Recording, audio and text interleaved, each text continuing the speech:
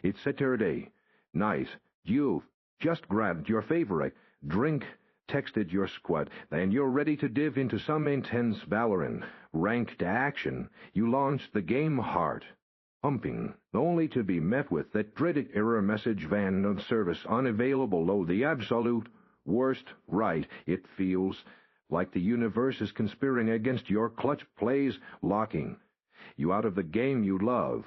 Just when you're itching to drop some headshots, that frustration with that instant deflation when your gaming plans crash and burn before they even start is something every Valorant player has experienced. But don't you worry, because you're in the right place today. We're going to break down exactly what that van error means, and more importantly, walk you through the simple, effective steps to get you back into the game and fragging with your friends in no time.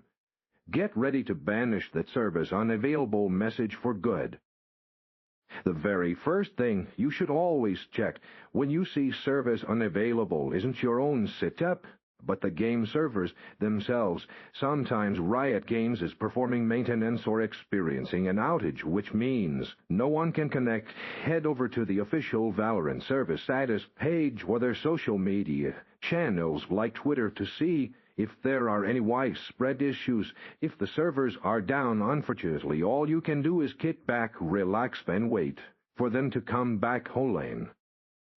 If the servers look perfectly fine, then it's time for the age-old, tried and true solution. Turn it off and on again. Seriously, a simple restart can work wonders.